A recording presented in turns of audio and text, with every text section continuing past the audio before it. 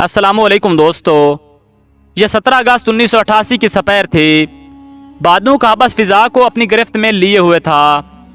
रावलपिंडी में bank road पर नवाए वक्त के रिपोर्टिंग रूम में रेजिडेंट एडिटर तारिक वारसी दाखिल हुए और लहजे में गहरी सोच और तशवीश पैदा करते हुए कहा, एक VIP फ्लाइट लापता है, अल्लाह खैर करे।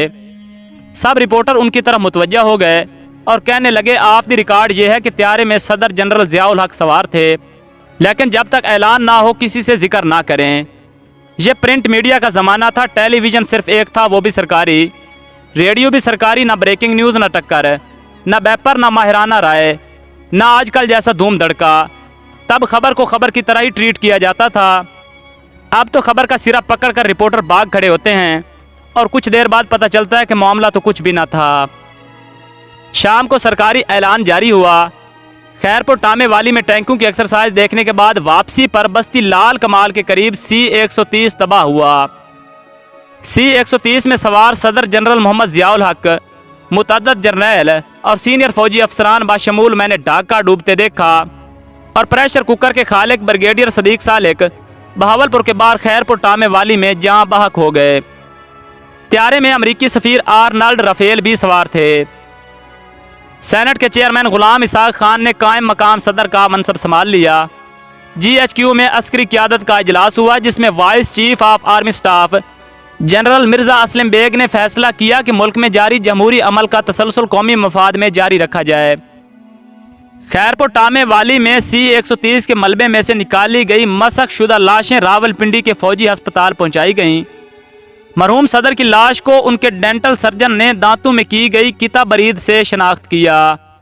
सिविल और अस्करी क़यादत के इजलास में तय किया गया कि मरहूम सदर को पूरे कौमी एजाज़ के साथ फैसल मस्जिद के पहलू में सुपुर्द खाक किया जाएगा। 19 अगस्त को जनरल ज़ियाउल हक का जनाजा ऐवान सदर इस्लामाबाद से एक फौजी एम्बुलेंस के जरिए ब्रू एरिया के रास्ते फैसल मस्जिद तक पहुँचाया गया। तमाम रास्ता सोगवारों के हजूम से अटा पड़ा था। मैंने एक मोटरसाइकिल पर सवार ये रास्ता जनाजे के साथ साथ सर्विस रोड तक तय किया। कुलसूम प्लाजा के करीब सर पर कुरान उठाए एक देहाती खातून मैयत गाड़ी के पीछे भागने लगी। वो गाड़ी को हाथ लगाने की ख्वाहिशमंद थी। यही नहीं, सैकड़ों लोग गाड़ी के आगे और पीछे दौड़ रहे थे, जबकि हज़ारों लोग फैसल मस्जिद के पहलू में वाक़ मैदान में मुंतज़िर थे। सरकारी टेलीविज़न पर बराह रास्त नशरियात जारी थीं और एंकर अजहर लोधी कमेंट्री करते हुए धाड़े मार मार कर रो रहे थे।